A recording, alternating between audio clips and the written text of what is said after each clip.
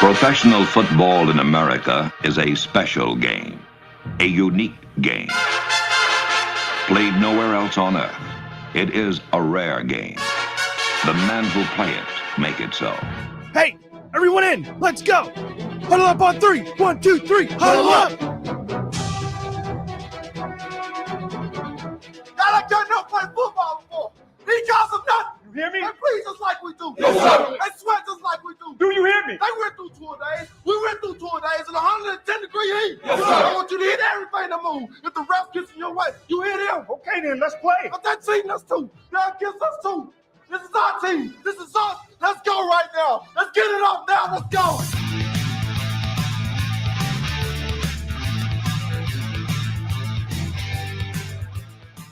Back-to-back, man. You do not see this in college football. But the Georgia Bulldogs bludgeon their way to back-to-back. Glory, glory, Georgia, as the fight song says.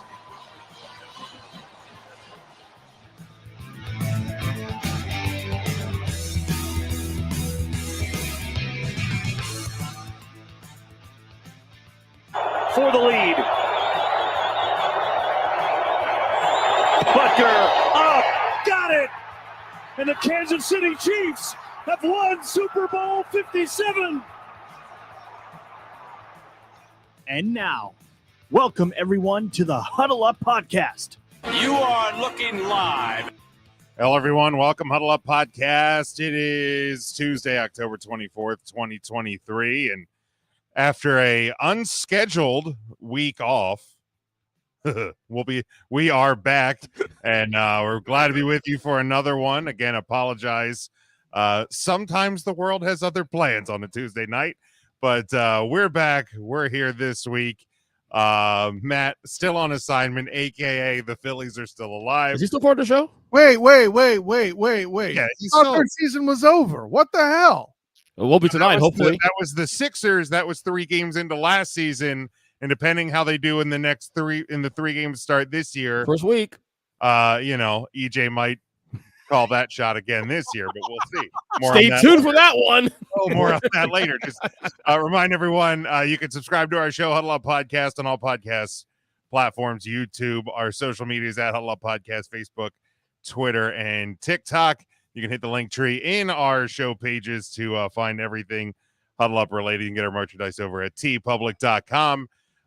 So yeah, let's go around the room here. Ernest, DJ, Christian, how we doing this week, my friend? Merry Christmas. What? NBA is back, baby. I'm so happy. Oh yeah, he pulled this on the tune of the game. Yes, I'm doing it again. Don't care. It applies here.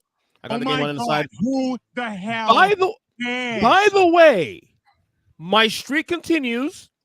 Last week we listened to the show. That doesn't mean that's on me. I showed up for the show. I was in the booth, ready to go. Right, Jim? Yes or no? Yes or no? There's no proof of that. Shut your face. No, Actually, I was in the booth. Okay. In all earnesty, like I was just about to join late. Yeah, I know. I'm like, oh, Well, and by the way, Okay, Ernest was there. I will give Ernest credit. He was there. By the way, is Matt part of the show still? yeah, we heard you the first time. He's been He's part of the show. Look, Ernest, I know you don't know what it's like to have a baseball team that can play into October.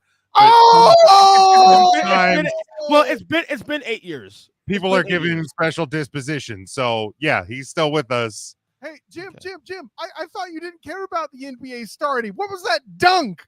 Holy snap! Don't leave the gym without a rim, baby. Dinner game, Kyle Nash. How we doing, my friend? Honor, joy, and privilege, gentlemen. By the way, if I was to ask EJ if the Sixers season were over, would I say, why, yes, Embiid? Got him. My, God, that was great. my goodness, that was the best, worst thing Cheers that's to you, happened buddy. It's to cheers start you. this show. What can I say except you're welcome? What can I say except you're welcome? Like I'm doing too many things to start this show. By the way, Never Jim. too many things. We're behind a week. Damn it. By the way, Jim, sexy shirt there you got on. Thank you. I appreciate that.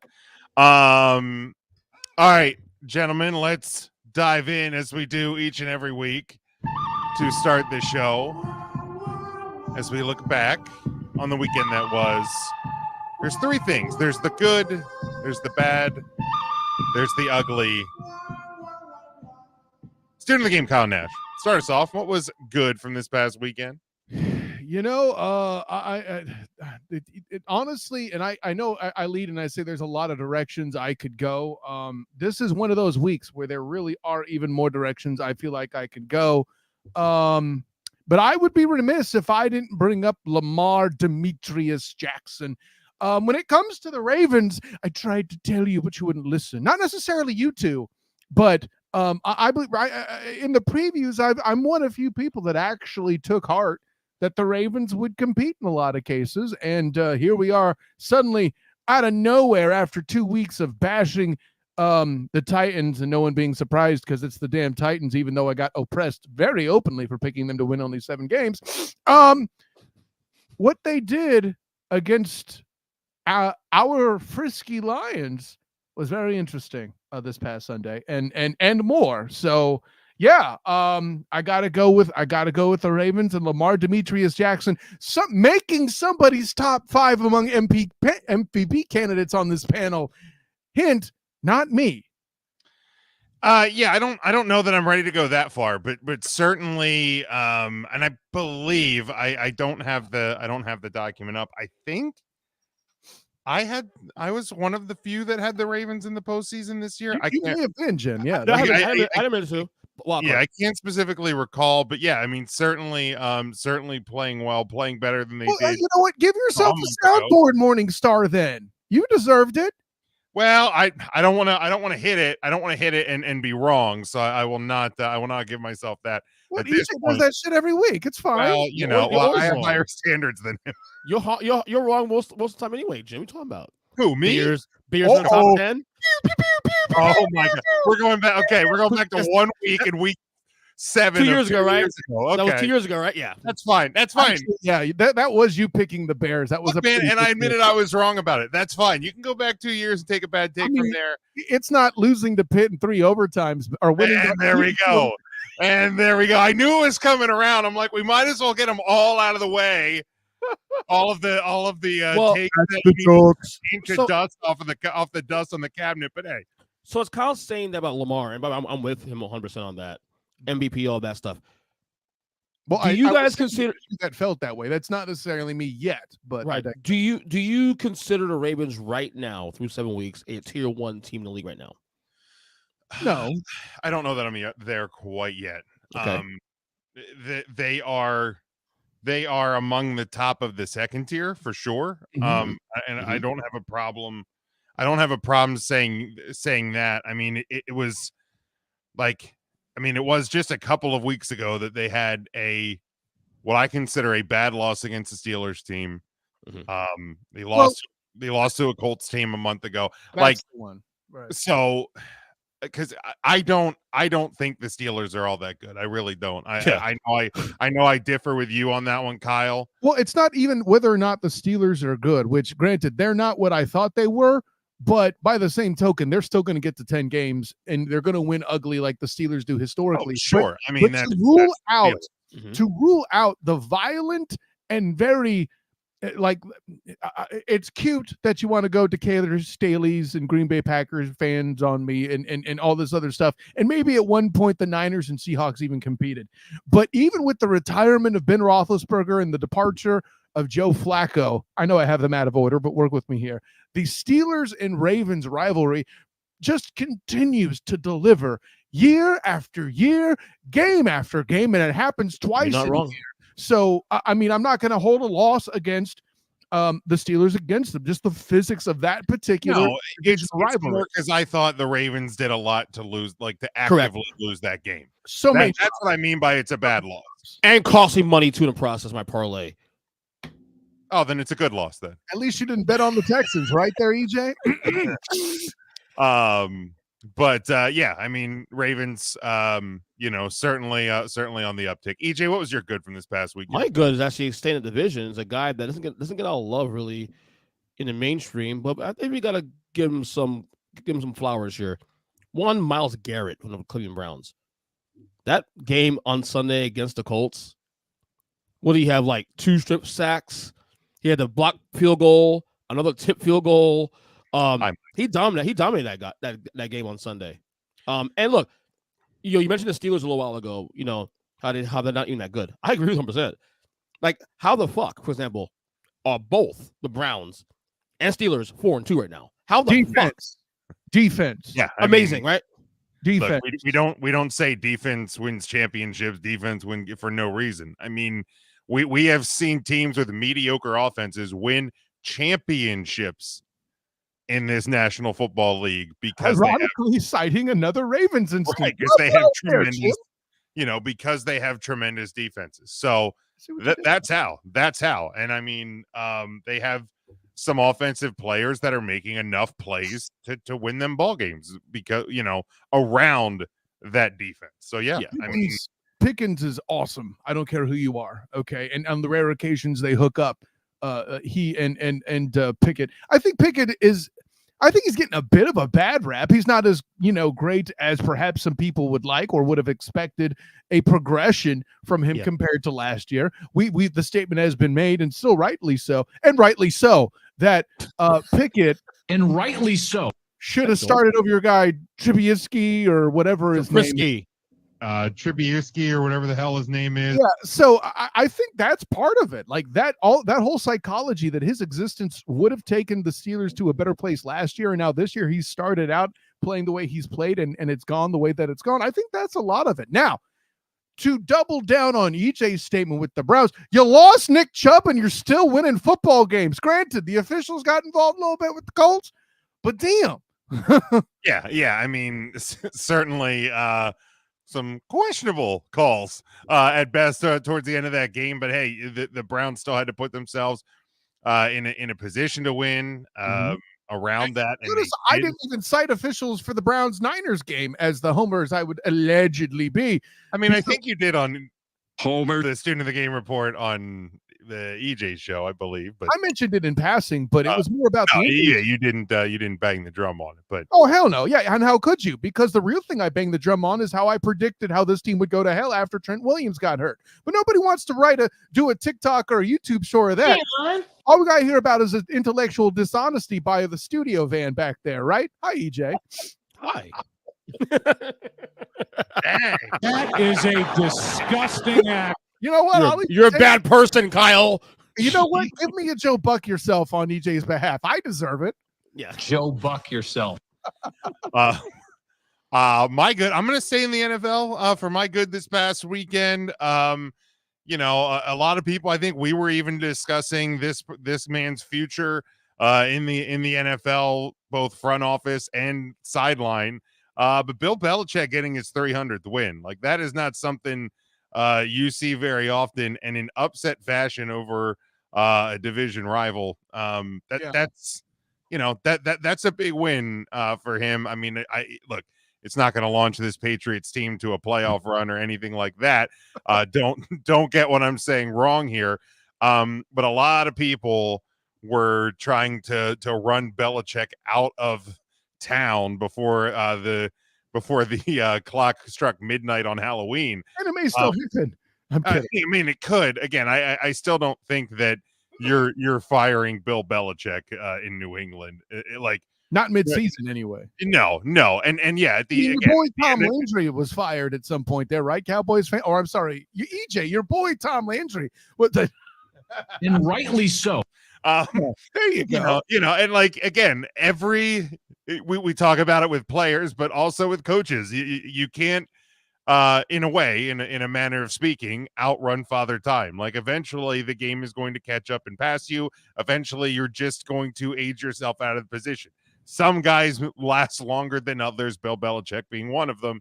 And yeah, this may be his last year, but a really good win. Happy for him and the New England Patriots fans that they got to do it at home as well. Programming note, Jim, shouldn't you be playing the Imperial March as you talk about this? Well, I don't want to get sued by Lucasfilm. So I'm a little shocked though, Jim, that your good wasn't the fact that you had a stress-free football weekend because both your teams were on buys. Well, I mean, that was nice. I'm not going to lie. Although I was 0 for 5 in fantasy football this weekend.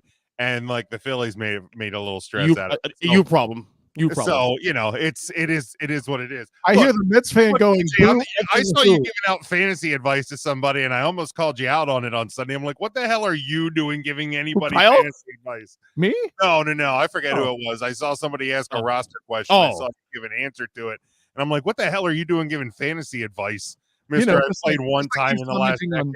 Just like EJ's commenting on Taylor Swift stuff. Am I right? Anyways. Oh, it is what it is.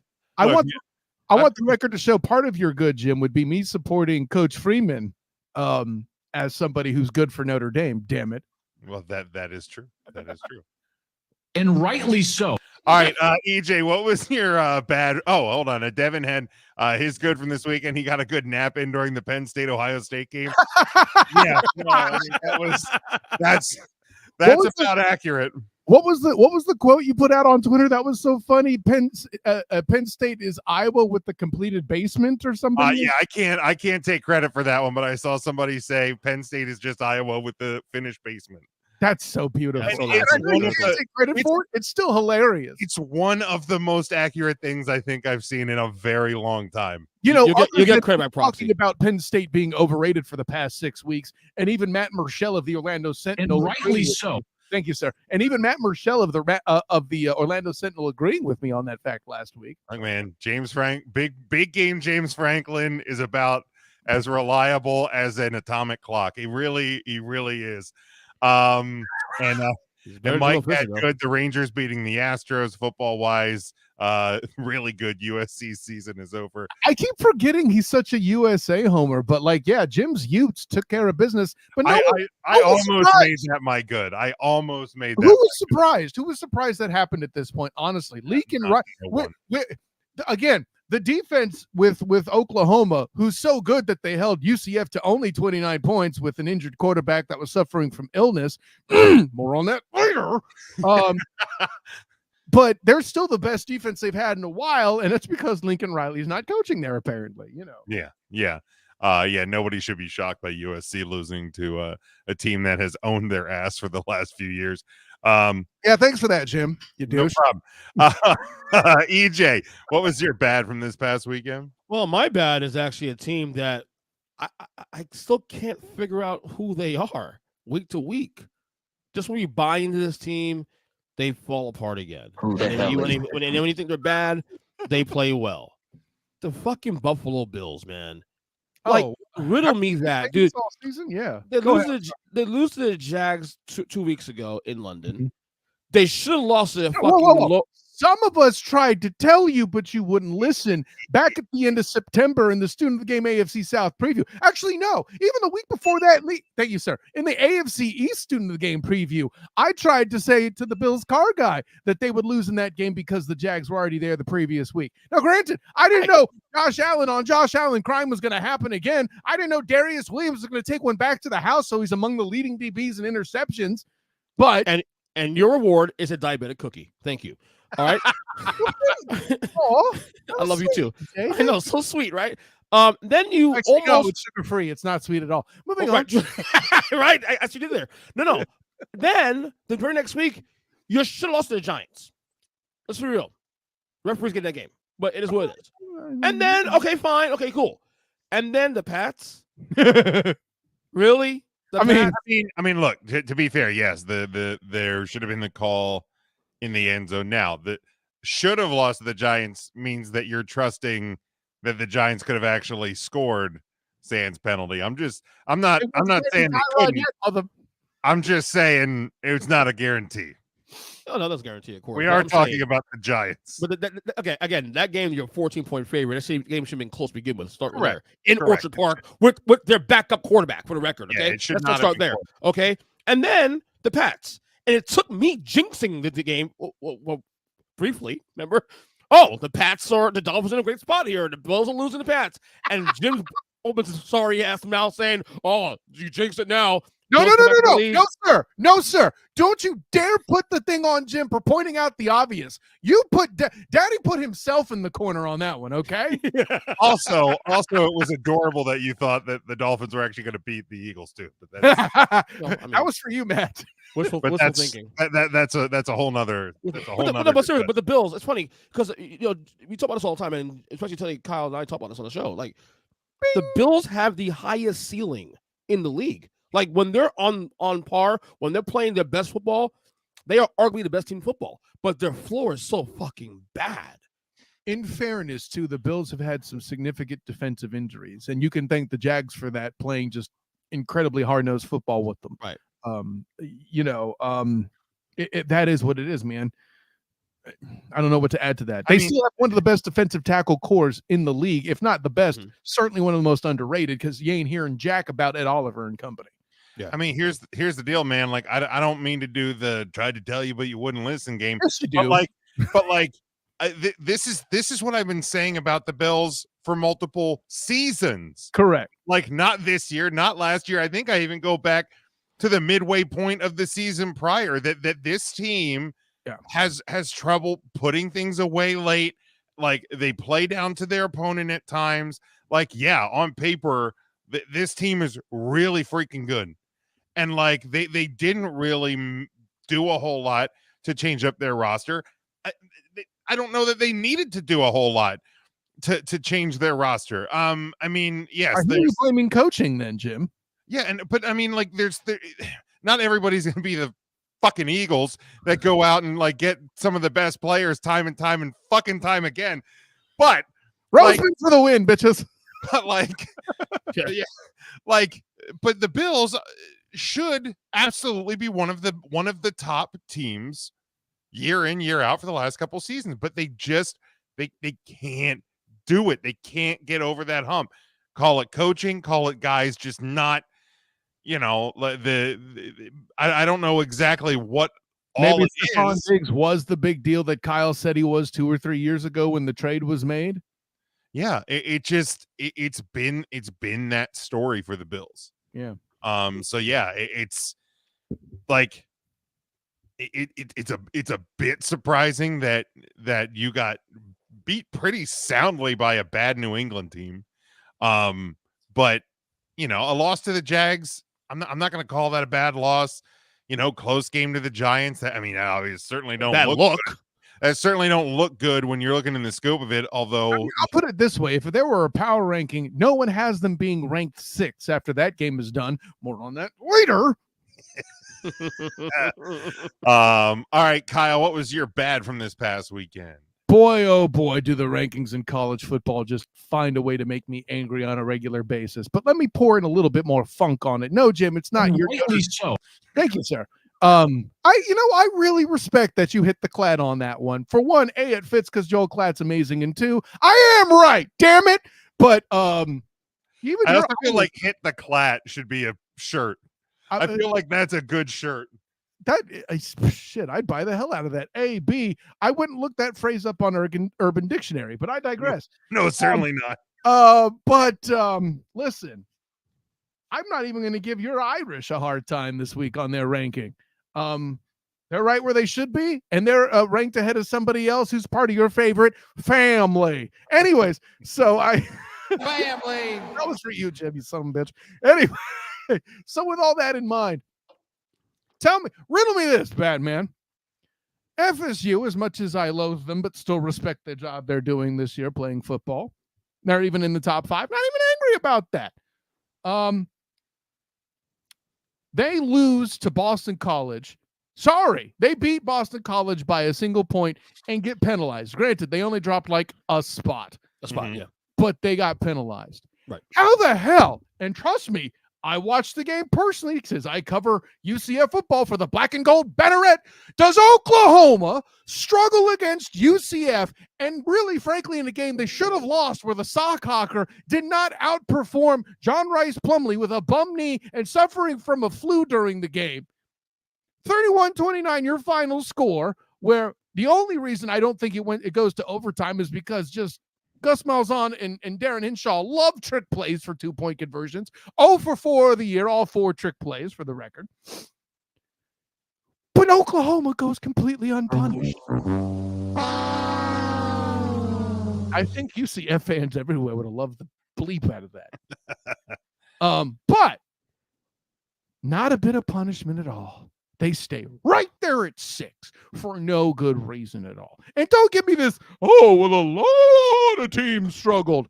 How on earth are they still ahead of Oregon State? I don't care that they're undefeated. You want to give credit to undefeated? You know what? Go to the standings. The rankings are a power ranking, and Oklahoma is not better than any team. And I can even make an argument at this point for Texas because that game got handed to Oklahoma. And the one time Dylan Gabriel threw a touchdown pass in a clutch situation just happened to be that one. Trust me, I've seen a good portion of the boy's career. I predicted he would start for UCF when he did. The Sockhocker and company got entirely off the hook and should not be 6 this week, and it's an absolute just disgusting travesty. But hey, at least they respected Washington this week and put them in the top 5. I mean, go ahead. No, go ahead. Like, is it because Texas immediately behind them struggled against Houston? Penn State again dramatically overrated prior, but they fell. And after, rightly so. Well, yeah, but you know, was it just more around them? Like there was no rising tides to sink them. Like Oregon should be ahead of them. Oregon State should be ahead of them. There is no way they should come back the next week and be the exact same damn spot. Put them in 7th. You could have found somebody to put ahead of them because they deserve it. You want to put them back next week because they beat what's the matter your mom's state? Fine. I see his argument there, but we discussed it too also in the podcast earlier. You mean in the game report? The game report on the Wrestling Podcast, of course. Thank you, Jim. Right after Oklahoma at 6, the next 4 teams will all have 1 loss, including the team they beat in Texas. You know, so while I see Kyle's argument there, and they probably should have gotten Doc Leaks a spot or 2. Just a spot. But how do you justify putting a 1-loss team ahead of them? Especially when you have because they do it all the time. EJ, don't hand me that. No. But in 17 and 18, okay. 2-loss teams were put ahead of an undefeated UCF. Don't hand me this bullshit. But you also have an undefeated team that right now, as we sit here right now through 8 weeks of the college football season, has the best win of the year right now. That is right now on record the best win of the year right now. Texas? Well, they were number 3 the time it happened. They're number 3. That's no. They're the highest ranked team to lose this year, though. Hold on. All you have is they were ranked this at the time. They were handed that football game, EJ. Look at the stats. They weren't even necessarily a superior team. They were ahead in 2 categories, and they're arguably the ones that matter most. Turnovers allowed and the score. That's it. No, I'm just saying, but again, they still won the game on the road. I mean, listen, I appreciate you trying to produce good radio on this show, but Huddle Up Podcast is a good show without you creating this bad take just to argue with me and get dunked on again. So let's move forward. No. But this is why I don't. Here's the thing. Here's why. Well, go ahead, Jim. Go ahead. Oregon has a 3-point loss to number 5 Washington. Right. Like, I don't think it's a far stretch to say that arguably, I'll even put it that way, even though I agree with Kyle, arguably Oregon is better than Oklahoma. That's all I need. I don't think it's horrible. I think they are better than Oklahoma, honestly. What are we doing? No, but that's the thing, man. The rankings are supposed to reflect who is a better team. If you were just going by records, then what are we doing here? I think, but this is why I believe they're weighing that the Texas win is through 8 weeks, based on the rankings and all that stuff, is the biggest win of the year so far by one single team this year so far. I don't know that I would go there. Well, again, I would still argue that Washington's win over Oregon is bigger, but thank you. No, but again, Texas at the time was number 3 in the country. And Texas'd. That's all we saw. Look, I know Oklahoma's overrated shit anyway, to be honest with you. I'm just saying, though, you can't. The Delaware Blue Darters are on their schedule, EJ. But what again, are we doing? Why are you doing this? They are unbeaten. They're unbeaten. They beat the Texas. Delaware they're not getting docked. Blue Darters. They're not getting docked. You didn't even know that was a damn mascot, did you, EJ? Did not know that. Don't give a shit. That's all that Big 12 shit I don't care about, bro. I know they're unbeaten. I mean, that's I get it. That's up there for me trying to give a shit about Penn State because they beat UMass. Fortunately, the one good thing Ohio State's done this year is proven that to be false. And Ohio State, Why are you unfortunately, saying- the reason. whoa. Oh, go ahead, go ahead. I thought there was a stare there that No. Mhm. Listen, the worst thing your team, Jim, did was do their best Dennis Green and let him off the hook. Okay, Thank you. That is easily the worst thing your team has done Yep. this year. And don't get me started on Louisville. Just when I start to maybe try to give your team little props, they pull that trash. And now I have to watch Louisville be ranked for the rest of the damn year, just the same way Cincinnati got to the playoffs. What can Exactly. you say? Hey, it's your day to say you're welcome, Jim. And unfortunately, also to Ohio State point, they, and unfortunately too, also Ohio State, even though they're overrated as shit, have the combination of the best wins in the college football so far. Penn State and fucking Notre Dame. no, Penn State's not a good win. They're still I ranked. won't- It doesn't matter. They're still ranked, dude. You're not wrong. We know not good. Like But I EJ's get what still you're saying, but Yeah. stop it. But it's still a top 10 team when it happens. I mean, it is what it is. Marge. Look, I think Michigan's best team in football. You know where they got it wrong in the rankings this week, and for the last 2-3 weeks, really honestly, FSU at 4 over Michigan or over Washington. No, I think Florida State number 5 or 6. We explained that right. Okay, Michigan should have been number 1 for the last 2-3 weeks now. Now, You're not wrong. has Michigan played anybody this year worth a damn? Fuck no. However, they've beaten the teams the way you're supposed to. And then some. And But then some, right. wait, whoa! Hasn't played anybody. We're punishing Michigan, putting them at 2, and yet I can't get Oklahoma down to 7th. Cool story, not great, Bob. Anyways, Like, I think Washington's better than Florida State, personally. But you're not going to move those two teams based on the fact that one's unbeaten, this one's not. is what West Coast bias looks like, man. And I even talked about it before it was cool. He ain't lying. By the way, you remember the NFC West recess where the East Coast bias. Remember all that? Yeah, that was me. How many years ago was that? Damn, it's almost 7 years? A while ago. 7. Whew, good God. I thought you even had 2 other Kyle's co-hosts. done the bad. EJ, you've done your bad. No, I've not done my. I did my bad. Yes, I did. My bad this week is the bottom half of the NFC East. My God, They played this weekend, didn't they? they did. It was played as I mean, it's a verb. Fired a laser. It's a verb. It's I guess technically that's what Washington and New York football giants did on Sunday. I guess that's what you want to call it. I mean, schoolyard kids like with one arm tied behind their back trying to, play football would be considered playing as well. But Enough about the Chicago Bears. but dude, just it's brutal. Washington stinks. The Giants stink. Out loud, too.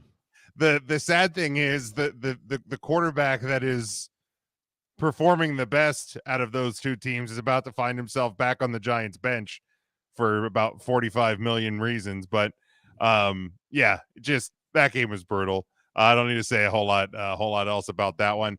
Ugly. EJ, what was your ugly from this? Did you get Burns bad off the? Because this is a good topic, I think. His bad is the Chargers offense just kind of going away in the second half. He ain't lying. Well, No. yeah. No, I you mean, know, A little bit of credit to the Chiefs Thank you. defense because Thank they're you. really good, and the Chiefs are still a defensive team, regardless of Macaulay Hartman arriving. Who cares? And that's the scary thing about the Chiefs also real quick, because the Chiefs are also metamorphosizing into this team now that's, oh yeah, by the way, we have an awesome defense. Who's the quarterback again? Something you forget. Oh, Mahomes the quarterback. This team's fucking scary as shit. Hey, listen, I'm gonna have to evoke a morning start here. You obviously didn't read my article on the 3-point conversion during Super Bowl week, citing to tell you, but you wouldn't listen. Citing the defense as a major reason they were there, and having starting 5th and 7th rounders come in and get interceptions during the run in question. But nobody wants to talk about that, EJ Christian. We're doing it now, though. See what I did there? Yeah. That's the joke. Yeah. Sorry, Jim. That's the joke. I got to work overtime tonight.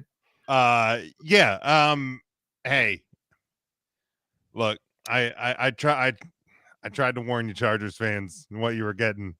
I tried to. Let's give EJ credit. This is the drum he's been banging harder than.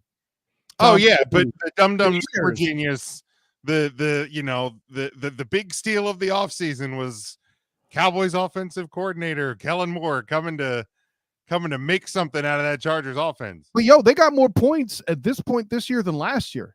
Generally speaking, it ain't the offense. Their offense has actually been pretty decent for the most part this year. It's Again, just- more points this year Right. than last year. yeah, Granted, part of that's the schedule, but yeah. I wouldn't count him out just yet for a wild card spot anyway. Honestly, still. I mean, with the weapons that they have, I don't think that 7 spots. you can count them out quite yet when we're not even at the midway point of the season.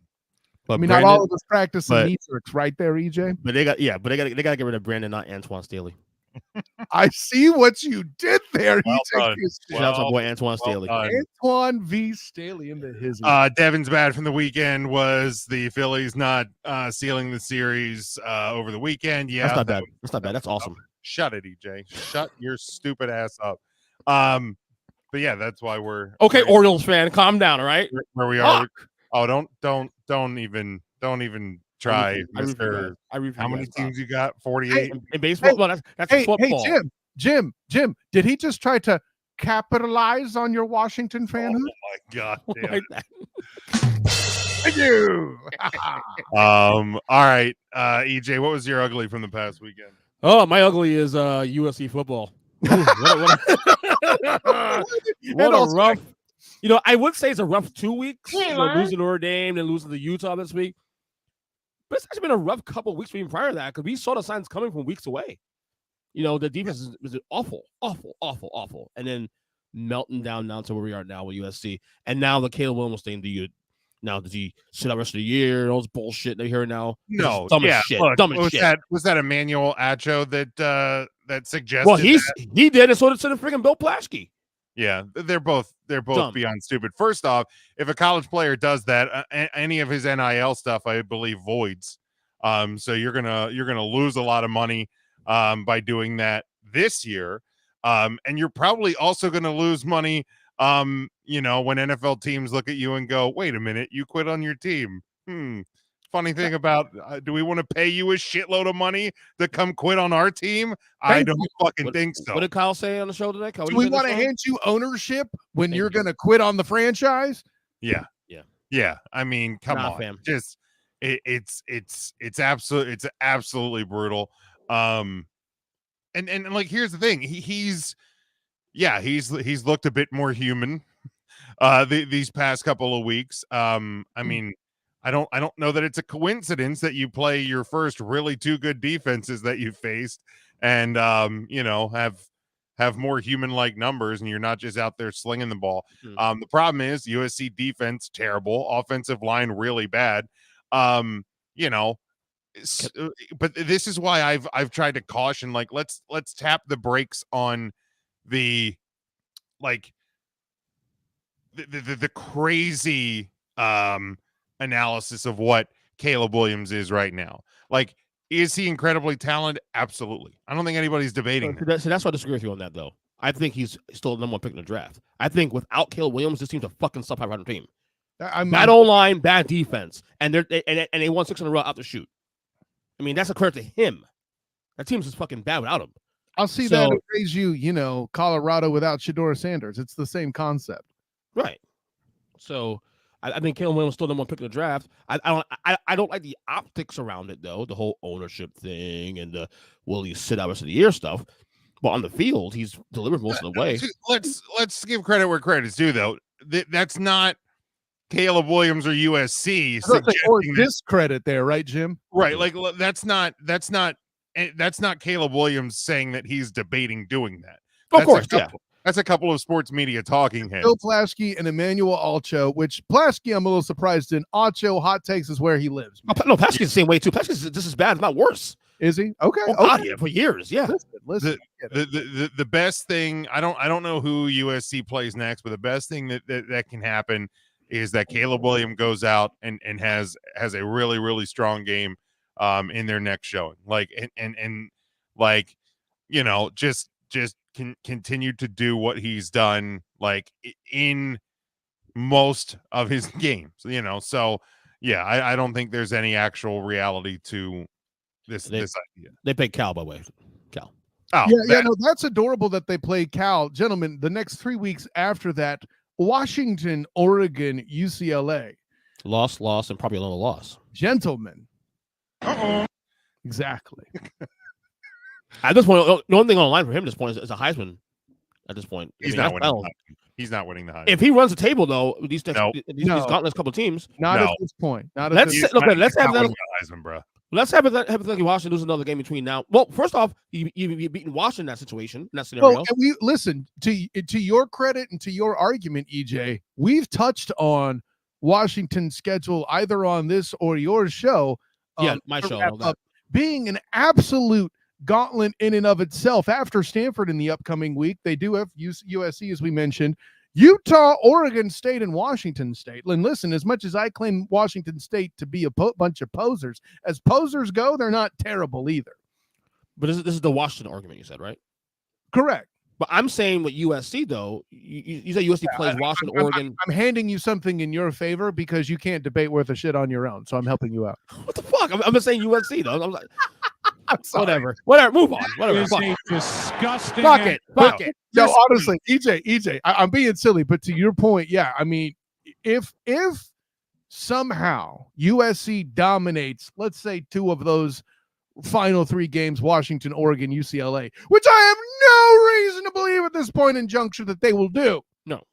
Because I have no reason to believe that Michael Penix will be shut down by USC's defense. I have no reason to believe that Lincoln Riley will nix Bo. Thank you for giving me an opportunity to use that pun again, by the way, EJ. That right there ceases this conversation. And those games are going to be, I don't care what the number is. If it's 90, bet the goddamn over, obviously. Well, not with Oregon. They may actually stop. I mean, here's the thing. And one of the reasons that Caleb Williams won't win the Heisman this year isn't even necessarily his fault.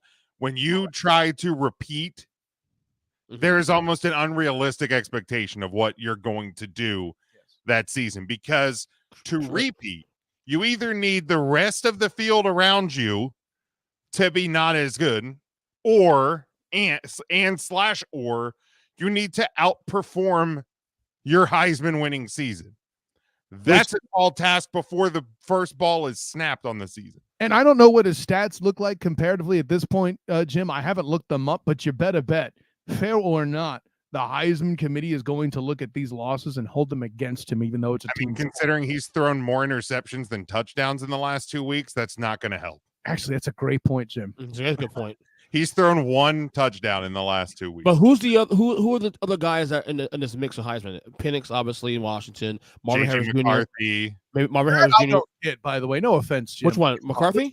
Let's pump the brakes on McCarthy suddenly being a Heisman candidate. Shut up. Okay, Marvin Harrison Jr. is a better one than him. Look. I'm not saying that JJ McCarthy is a Heisman front runner. He's currently the betting odds to be such. Well, you're right, and that's still just awful. But right now, if I'm a Heisman voter, I'm McCarthy's, again, when we're talking competition, you take away USC's 2 opponents with actual defenses, the field is fairly similar. McCarthy's playing a cleaner year than Caleb Williams is. I'll say this though, Kyle's reaction only strengthens the argument that if Caleb runs the table, could still. But here's the thing: JJ McCarthy has games coming up against Penn State and Ohio State, and if he goes out and balls out in those games, well, guess what? Now he has eliminated Caleb Williams from the argument. If you're talking just those 2. So let me ask you this then. Let's say Caleb goes through this gauntlet. A statement real quick, and you can pick up the ball from there, EJ. Even if he wins those 2 games against those overrated sorry teams, I can make an argument that Jordan Travis is a better Heisman candidate than JJ McCarthy. Continue, EJ. Oh, okay. If Caleb Williams goes through this gauntlet we discussed with the USC moving forward, is he at least a finalist? A finalist. I can't guarantee how he performs in those games. Well, he'll have to because the team sucks. there's a lot of rotating pieces around that, right? Like, what if Certainly possible. what if Ewers in Texas go on a run in their own right and turn things around and make themselves suddenly relevant? Like, I mean, and I don't think Ewers is necessarily a great quarterback, but he's going to have the hype train behind him. Yeah. He's also out a couple weeks now. Oh, I Yeah, forgot that's about true. that. So Damn it. goodbye. So bye-bye. Yeah, no, great point, EJ. No, my bad. I totally forgot about that. No worries. No worries. Hey, it happens sometimes. Hey, man. listen, by the way, this is the best hype discussion we had in this podcast in about 4 years. Well, otherwise there hasn't really been much. Exactly. I was going to say, and I mean, ultimately, at the end of the day, what the hell's it really matter? Definitely. I can make an argument I can make an argument that Bo Nix could be a better one. Ooh, I like that one too. You know, like, because he has Utah next week. If he balls out and he supplants, if Bo Nixes the Trojans, which with that defense you have to assume he will. Yeah, I think that's the thing is I don't. And then finishes strong with Oregon State. Yeah, I just do not see. Even if USC wins one of those games, I don't see them getting through that slate clean. What is clear though is that the Heisman race seems wide open with Caleb being knocked out of it right now. It is fairly open. I think. But gentlemen, who's the front runner again? Penix, I guess in Washington. Yeah, right. That's all, yeah, but somebody tried to tell me. Are we talking betting favorite or no? I'm talking about actual decent quarterback that should win the Heisman. Well, who's betting favorite right now? He just said it was JJ McCarthy. Is McCarthy? Yes. Wow. Absolutely. I'm a little shocked. I'm a little shocked. Yeah. Yeah, I mean, I don't necessarily agree with it at this point. I think it's Michael Penix's to lose. I do. Okay. And here's the thing: if that Washington team goes through the rest of this season clean, buddy, I don't see how you can't give it. If that happens, guys, and he doesn't get it, that'll be the biggest robbery since Ndamukong Suh. Sam Bradford. Yeah. What? Remember, Sam Bradford won that year. Yeah, no, you're just being an a-hole is why I said what. Yeah, no, I agree with 100%. He shouldn't have won that year. God. Fuck you, buddy. Perfect answer. Kyle, besides that thing EJ just said, what was your ugly from this past weekend? Oh, sure, still on that. You know, by the way, you saying all that is adorable. You got the wrong conference though, homie. You got to worry about Jim's ACC. How about your boy Drake May losing to effing Virginia? Oh God. Wait, Kyle. I tried to tell you, but you wouldn't listen. Did you? Well, no, that was for you telling the world. Oh, that Drake May wasn't all that in a bag of chips. Well, thank you, Jim. Well played. Yeah. Do I have to add to that? Like we've been trying to tell you, but nobody's listening. And still, why are the Tar Heels even in the top 25? You know why North Carolina is known as the Tar Heels? Do you know that origin, gentlemen? No, I actually don't. It's a reference to a division, I think, of Civil War soldiers. I forget the era. I think it's that. But they fought so hard and they couldn't be pushed back. They fought like they had, are you ready? Tar on their heels, right? Oh. Apparently, that's affecting their ability to slide out of the top 25 because they stay in that damn thing like got a tar on their heel. The more you know. Yeah, if you didn't know it before, that way. Thank you, Jim. All right. Yeah. I mean, I don't think there's much more to be said about that. Nope. I mean, my ugly probably should be the Hitler trivia question on the scoreboard. At, what was that all about? I don't know, but apparently, somebody that used to work as the video board guy at Michigan State did an oops on Saturday and put up a what country was Hitler born in trivia question during the pregame. And surprisingly, that wasn't the ugliest thing that happened on that field that night. Oh! 49-0. But, and as Joel Klatt said, and rightly so, it could have been 100. But no, my ugly, and this is not to discredit a purple and black team from Baltimore, but my Lions, what the fuck are you doing? What was that? Like, come on. Like, I put my neck out for you. I picked you to go to the playoffs last year. I got you winning the division. You probably still will, but that's more because of it wouldn't. like everybody else. But like Aaron Rodgers, we get it. Come on, man. What are you doing? That you didn't even show up. It wasn't even close. That was a concern. It wasn't they lost the game. It was the fact they didn't show up for the game. Got their asses kicked. Yeah, there were no kneecaps bitten. Jim, considering the fact that you just caped up for the entire state of Michigan, I would like to petition the soundboard for a Marge, please. Marge. Or I got this one. You just don't understand football, Marge. Oh no!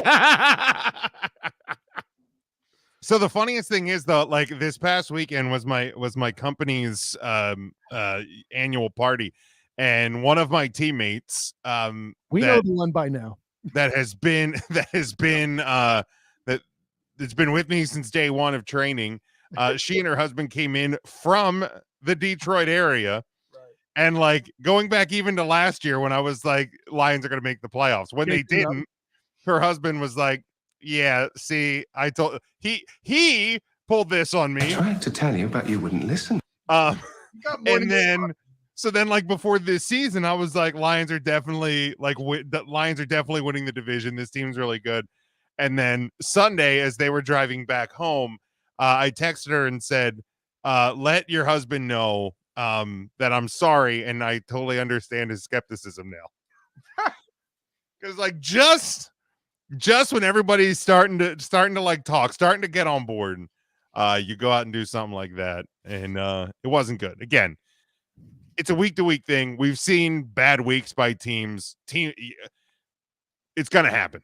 It's gonna happen. But man, that was a bad loss. That's a bad loss. Again, I don't think it's going to keep the Lions out of the playoffs. It's more about the NFC North than it is about them. But I mean, you were in a decent spot, man, with the Niners losing, the Eagles losing a game they shouldn't have last week. The Lions had a chance to start to pivot towards maybe trying to strong arm into a position later in the year for home field. Now you put yourself back behind the 8 ball. By the way, as a side note, for those who are wondering, the reason why I don't have the 49ers in the ugly is I could argue handing the game to the Vikings makes sense. Run CMC, the MVP front runner in the eyes of me and EJ Christian there, had 2 fumbles, 2 interceptions. Rightly so. 2 interceptions by Brock Purdy and 3 missed field goals. Any of those could have made the difference in the football game. Sure. But I predicted that this team would struggle without Trent Williams. Did I have a Vikings loss on the board? No. But I'm not going to be like EJ Christian and claim that I knew the outcome of the game when all I did was predict that Trent Williams would be a reason they would struggle. Oh, no. I had the Niners winning this game and covering 7 points. I'm surprised this happened. But... See how he's backpedaling now there, Jim? Oh, no. This is why I got a podcast. Squirming, Jim. No. Look, your knees are already weak from all the knee jerking. Don't blow out an ankle trying to backtrack. That's all. Oh! Wait. Backtrack what? Are you playing on artificial turf or grass? I'm starting to wonder if that last week's show got fucked up because of the fact that you want me to come and punch back at you guys for the week before, telling you that fucking Browns game was an upset alert game, and you guys laughed at me for that. Just saying. Okay, no, you said right. No. Shut up and let me say this. You said there was upset vibes. You also didn't have the balls enough, Mr. Jim sits on the fence. You didn't have the balls enough to actually pick the upset. So don't even try and talk about how big and tough you were to call it. Like, yeah, I could sit there and say any team is upset vibes this week. I didn't have a it's going to happen. Oh, by the way, Jim, he was so confident in the upset vibes in question and how much that meant the downfall of the 49ers that he had them number 1 the next week anyway. So it's all good. We just didn't see it because this show didn't happen.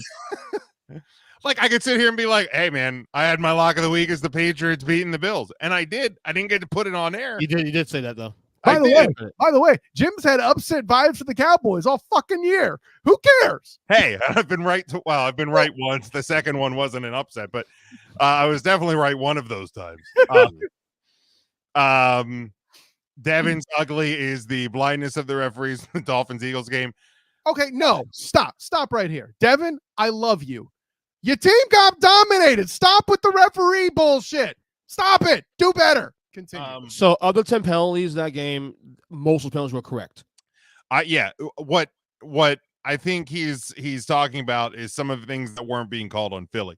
I don't think it was going to impact the game, but like, that's all I'm saying. That game was closer than the score indicated, though. It was tied going to the fourth quarter.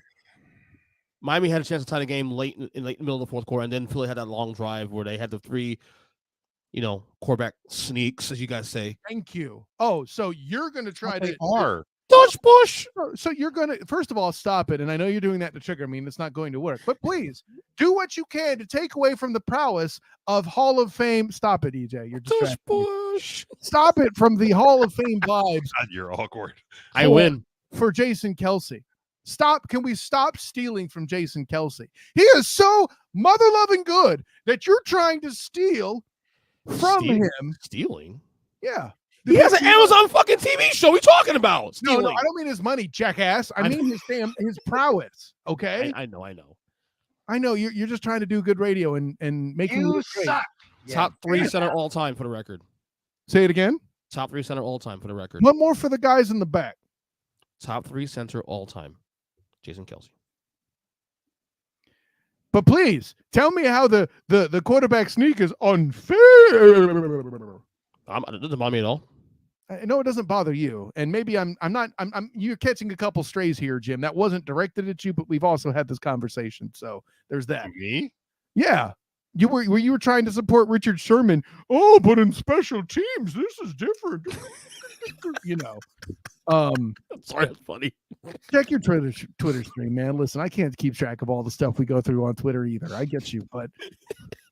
I don't exactly remember. It was something where he was trying to back all the haters of the quarterback sneak based on protecting the center on the special teams play with the snap. You're still making that face of I have no idea what the hell you're talking about. Let's move on. Jim has tweets. I mean, I've been banging the drum that it shouldn't be a banned play, that the teams need to figure out how to stop it or how to. And then it laughed. Well, let me ask this quick football question here, Kyle, to you. Bring it. What's the argument for banning it? I don't see the argument for it.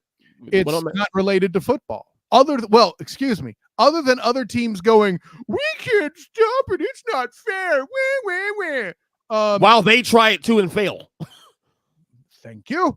The argument for banning, such that I've heard it, narrows down to two things. A, safety, which I have limited credibility with, frankly. B, it doesn't look good on television. Really? That's your argument? Do you know how many old school people live and die for watching Navy run the fucking triple option? And you're going to talk to me about the quarterback sneak not being good for television? Shut up. Anyways.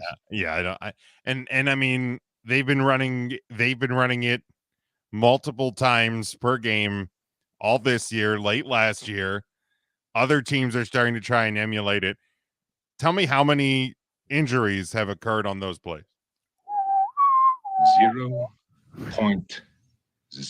Well, he's on the Eagles side. The Giants have such a fucking hero when you use that drop, Jim. I love that shit. I mean, all right, let's move on. We got some college games to pick, and boy, let me tell you, to find 4 college games to pick this week was a chore.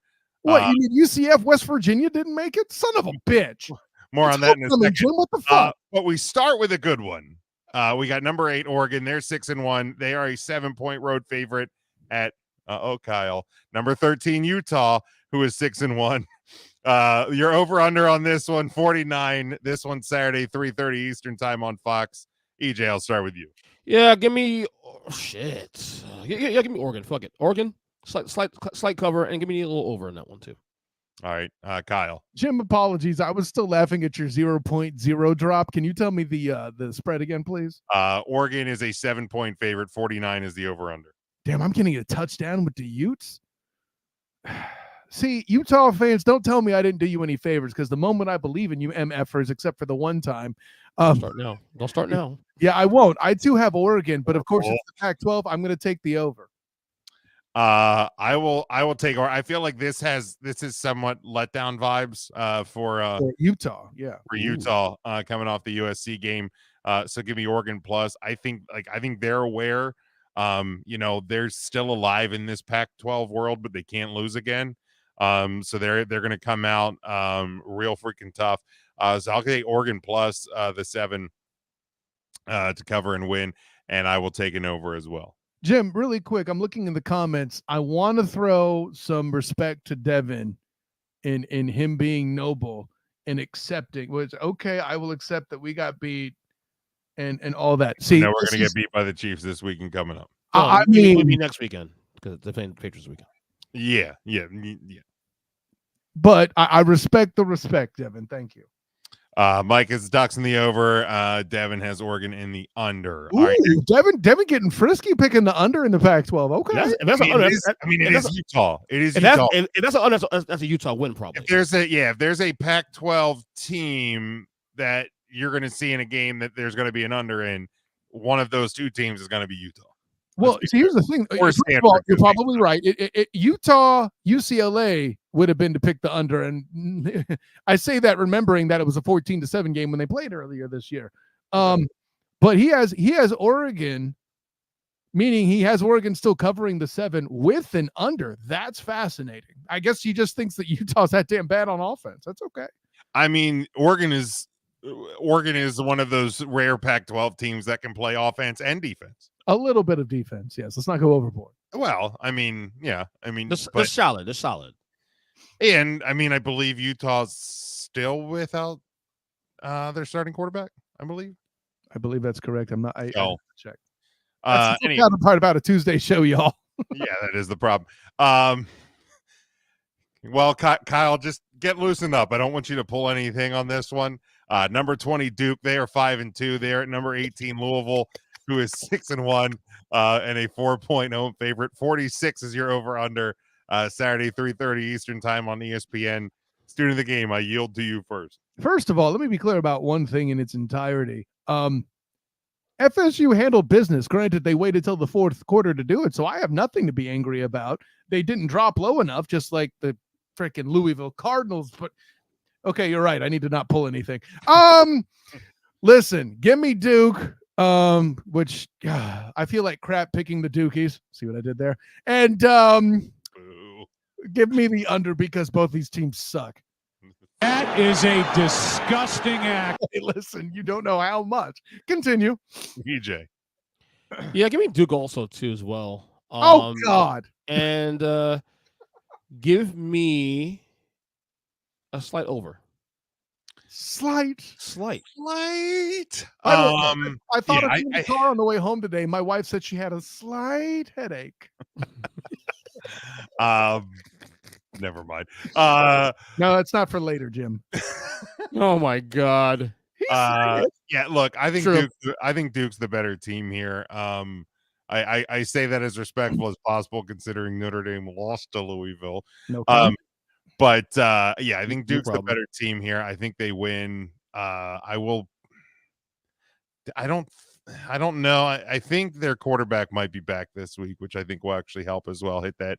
I'll go an over. I'll go slight. See, you can tell Jim's still affected by that conference loss. Watch your ass. Yep. So what he said.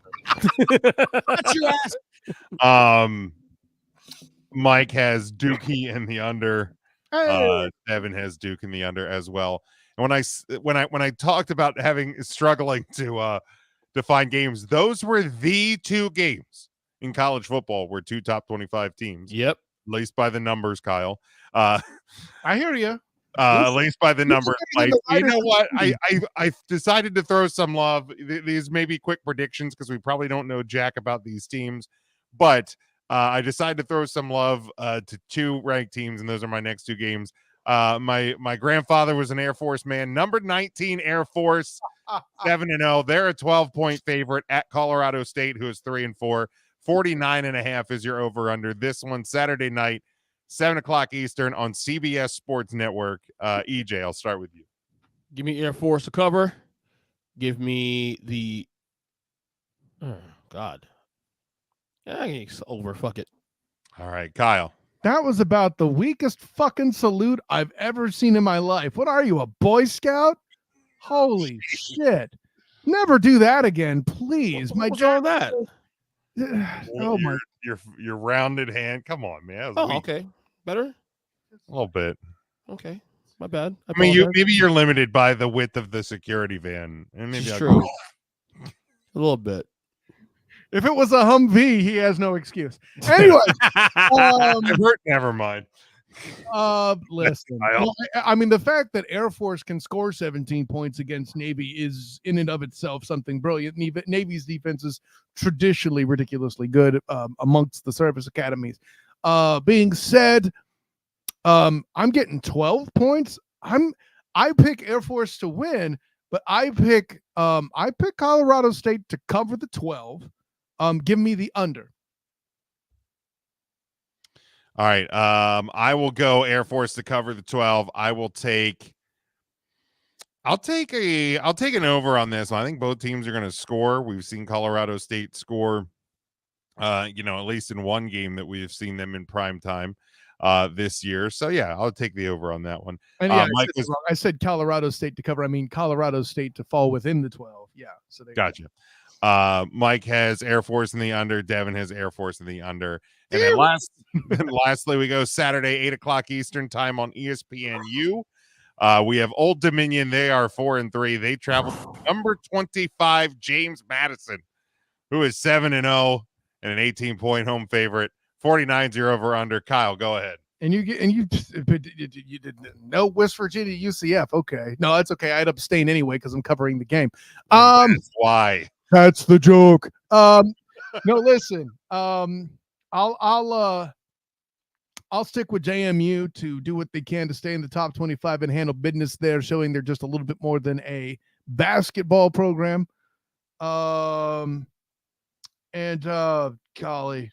I suppose I'll take the over because Mikey Burns seems to think it's a good idea. There we go. Yeah, he does. He has James Madison in the over in the comments and seems pretty hyped about it. EJ, go ahead. I'm there too. Madison the over. Yeah, I'll take the same. Again, I don't know a whole lot about either of these teams, but I was like, you know what? If I gotta scrape the barrel, I might as well take some teams we don't normally get some love. Surprised they take Georgia and Florida. I'm surprised they didn't take that one.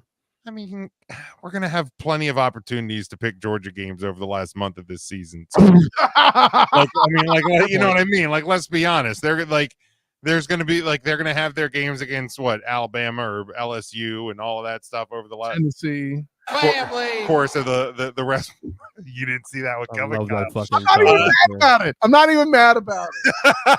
Over the rest of this season. So yeah, how many times can we pick Georgia kicking the shit out of a team worse than them? Damn, poor Billy Napier. There we go. Kyle says he has a lot of friends that went to JMU. So there we go. I inadvertently did a good thing there. All right, let's now look at the NFL. No bye weeks this week, which I caught was weird. I thought once they started, they didn't stop until everybody had one, but I guess I was wrong.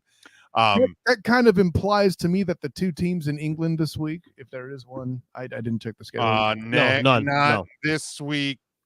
I think it's still 2 weeks out. Next week is Frankfurt. Next week's Germany. Next week. Yeah, the London games are done, I believe. Yeah, Germany's next week. 2 weeks out is Germany. Chiefs, Dolphins, November 4th. I should have said Europe games in my defense. Yeah, but if they're not, that's probably why. Right. Yeah. All right, but we start on Thursday, 8:15 Eastern Time Prime Video. You have the 3-3 Buccaneers at the 4-3 Bills. Two teams, man, that are at a weird point in their season. Bills 8.5-point home favorite. 42 is your over under on this one. EJ, I'll start with you. Remember about the Bills being swings this way, then that way, and this way. They're back on track this week. Thursday at home. Buccaneers are falling apart. Bills need a win. This is a must win for the Bills. Number one, getting the Bills to cover this game. Shut the fuck up. Absolutely, it is. Must win. Quiet. You fucking stop that. Must win. Bills must win. Week 8. They'll do it, and also they'll cover 42 points. Excuse me. If I might call for the soundboard to give me a Martin Sheen, please. Oh. Just stand there and you're wrong. Listen, be wrong, and get used to it. All right, I as I was must saying, on week 7 for fuck's as sake. I was saying, Bills win a must-win game. I mean, and it's take the better over. than week 1, I suppose. Only The a little fourth- bit, Jim. If they lose this game, that's 3 lost in the last four games. Okay, Argus be 4 in a row. You don't think it's a must-win? Come on now. There's no, just stop it. Must I mean, win. listen, Next. I know you're influenced by the fact that you and I can get away with doing playoff locks at week 7 on your show in the Student of the Game report. Bing! But please don't do that again. That was it's just as cheap as the plug I just did for your show. I'm not going to say must win. I will say, in a slight defense of EJ's absurdness, if you look at the rest of the Bills' schedule, it doesn't get easier. Okay. After this week, you have Cincy. I mean, Denver's easy, but then you have you have the Jets, the Eagles, the Chiefs, the Cowboys, Chargers, Patriots, Dolphins to close out the year. Like that's not an easy stretch by any stretch of it, especially when you've lost 2 out of your last 3, one of which to those Patriots. So like, not a must win, but a very, very important game. For the Bills to win. However, here's where EJ's nailing it as if he's Ron Jeremy. And Tom Brady and his wife should be very excited. I got you, Jim. This whole swing back where they just completely vacuum the Succaneers, I'm completely on board with that. I think they spanked them awfully. I think they cover the 8. And what the hell? I think Josh Allen is such a game. Give me an over on that. Watch me be wrong, but nonetheless, that's where I am. Yeah, I think the Bills win handily. Man, the Buccaneers are. This is not interesting. Byrne has the Bucks in the over. Is Baker Mayfield capable of throwing that many Well, touchdowns? he Or has does the Bucks he in the do that? covering. First, the Bucks covering the game. I don't think he has the Bucks winning the game. He says Bucks in the over. Maybe he has them covering 5. Well, yeah, I think that would be covering the but 8. that still implies a shootout from Baker Mayfield. I'm not prepared to sign off that can happen. Yeah, I mean, is it maybe because just of how the Bills have been playing as of late? Like, I mean, there I can't provide a hard defense of it, but I mean, that being said, if you would be so kind, Jim, lost to to the highlight Falcons, though. if you would be so kind as to highlight Burns' comment about must wins there, second from the Well, he last does week. say 14-6 Bills, so that would mean the Bucks. Oh, low scoring he game. doesn't have a faith in It's the comment before that I think that needs to be entered into the chat here. Yes. This must win take is almost as bad as calling this. For the record, that was after Yeah, 3 it's 3 games. 3 games. Get it right. Come on, Get get it right. Get it right. If we're gonna burn the tool for being ridiculous, at Get it least right. let's Get get it it right. statistically accurate. I always know we're in trouble when the black man on the show does the Trump fingers. That's Jesus. what's the matter? Well, Jim, did that joke make you uncomfortable? No, not at all. But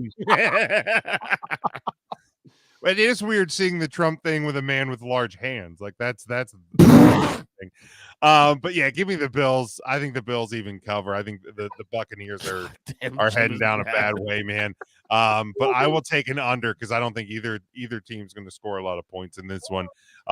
Mikey has Bucks in the under. Devin has Bills and Mike has Bucks in the over. I think the over is the dangerous or the risky part there. But it's a bold strategy, Cotton. Let's see if it pays off for him. Devin has Bills in the under. All right, next one we have Sunday 1:00 on CBS. It is the 5-2 Jaguars, who are a 2.5 point road favorite at 4-2 Pittsburgh. 42 is your over under on this one. Kyle, we'll start with you. First of all, I will be writing this game for the Jaguar Report of Sports Illustrated, so I will still I'll go this way. Jim, I had trouble handling that comment you made about EJ's hands. What was the spread again, if you don't mind? Jaguars 2.5 point favorite, and 42 is your over. That is a good ass number right there. Give me the Jags to cover, but I'm going to take the under in this game. I don't see a whole lot of scoring. Both offenses have been struggling. Defenses might even put up a score. If you look at Darius Williams, that's a thing. I don't blame people for picking the over. Maybe Calvin Ridley and company decide to get hot with the Jags, but with that offensive line and what they've been dealing with in Jacksonville, it's hard for me to think that they keep TJ Watt and company at bay for an extended period of time. That's why I got the under. I got the Jags covering. EJ.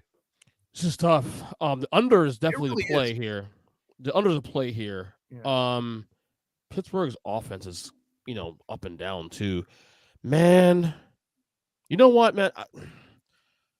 I'll trust the Jags another week here. Give me a Jags to cover 2.5 points. So you gotta slightly. be careful with that Jags defense, bro. Right. The I only other won't. person talking Right. about That's what I'm saying.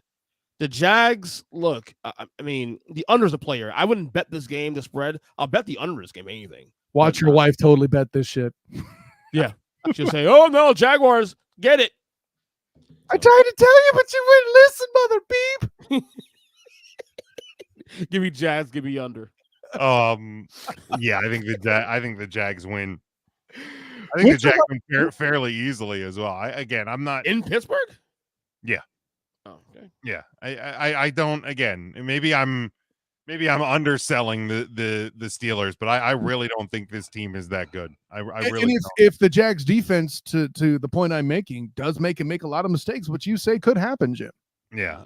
So I think the Jags win. As far as over under, at 42 spots in a real good place. That's what she said. I don't even want to know what that means. I'm not going to look. I don't know either. It just made you laugh. I don't care. That's all that matters, right? I will take a slight under. Slight. Mike has Jags in the under. Devin has Jags in the over. I need a T-shirt doing that slight. There's a lot of comments I could have just made. 4-2 Browns are at the throwback 4-2 Seattle Seahawks. The only good uniforms the Seahawks have ever had there. I said it. They are a 3-point home favorite. 40 is your over-under on this one. This one is Sunday at 4:05 on Fox. EJ, I'll start with you. This is going to be a smash mouth game for the record. But give me Seattle. I think the Browns got a lot of breaks the last couple of weeks. Give me Seattle at home, slightly cover, and I will take the under as well. Kyle. Yeah, God, this is first of all, again, that 2.5 is a great number. Damn it. Pick the under in this game. Okay. Yeah. Let's be about that. That's the play, as the kids say. Nothing is over. That was awesome. I wasn't ready, Jim. I was already trying to stall, and you come out with that. And now I'm just completely flummoxed. He wasn't ready. I wasn't. I'm gonna pick Seattle to cover for one reason alone, and that is the actual home field advantage there in Seattle. Man, it's loud as bleep up in that beast. Municipal Stadium in Cleveland, there's good enough and all that. I don't know if they have an actual sponsor or not. Deal with it. But in Seattle, it's pretty amazing too. No disrespect to Myles Garrett and company. I think the Seahawks are dealing with some offensive line issues as well, but neither quarterback excite. Boy, it's not any. That 2.5 number is too good. Is the problem? I keep touching on that. Yeah. I deserve that, but Seattle. Yeah, I think Seattle covers. I do think it has to. That home field has to account. I mean, again, especially I think that it's going to be extra loud for this throwback weekend. And if you haven't gone to the Seahawks website and have checked out the retro link that they made up for these throwback uniforms, it looks like a 1995 web address. It is they have done this very perfectly. So they got to win in these things. So give me Seahawks to win. Pop quiz, Jim. More perfect: the Seattle Seahawks retro website or the anime schedule reveal for the Los Angeles Chargers? Oh, damn! That's not an easy one, is it? That is not an easy one. I'll go with the Seahawks because I think was it the Titans that did the Oh yes, the man on the street schedule reveal. Hands, Yeah, correct. just because the Chargers didn't have the best schedule reveal, I'll go Seattle with the website. Still fuck Pete Carroll. Just want to make sure I'm clear about that. This is cool. Homer. Give me the under on this one. I think If I agree with you, am I still a homer on that? I'll allow it. Homer. Let's see. Mike has the Sea Chickens in the under, and Devin has the Browns in the under. Mike says, "Wait, you mean the Massage Envy Stadium in Cleveland?" Oh, brother, That is a disgusting act. man, that's a shot. That's a shot. That is a shot. All right, last one. But okay, sure. Well, too soon? Yeah, never. All right, last one. The 3-3 Bengals, I believe, coming off the bye, travel to San Francisco. Santa Clara. For the 5-2 49ers, who are a 5.5-point home favorite. 45.5 is your over under on this one. Sunday, 4:25 Eastern time on CBS. EJ, I'll go to you first because I'll let Kyle close this one out for this game. This is a tough one, actually. Off a bye, Stanford lost 2 in a row. Someone's got to give at some point. I'll take Cincy on the points. Man, give me a slight over though. I can see some score in this game. Okay. Slight over, yes. Sitting here today because we don't, especially with the 49ers playing yesterday, we don't know what the injury situations are yet. I will take the Bengals in this one. In particular for who, Jim Nees? Would that be Trent Williams? I think he's still out. I know Debo's out this week too. Correct. I do know. So still dealing with the injury issues. Coming home obviously is going to be beneficial when you are dealing with these situations. But I'll go Bengals for the prediction on the show, and I will go.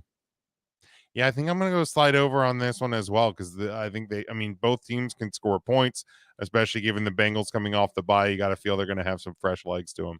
But Kyle, go ahead. This is tough. I see some homerism with the Bengals getting picked. But that being said, that's a big number the Bengals are getting. I believe they cover. I'll put it that way. So I will go Bengals myself.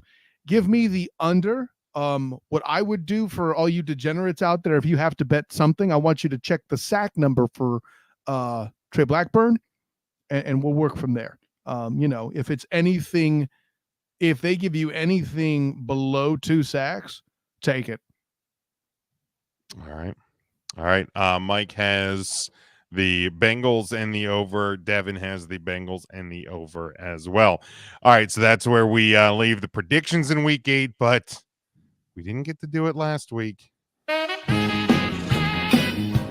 we go. There it is. Oh, man. Don't choke on those wires, buddy. Getting into it this week. I was going to try to do a spin, but I didn't want to. Hey, don't hurt yourself, Kyle. We need it's not me, it's the equipment you need to protect. I heal still for now. Well, that is true. That is true.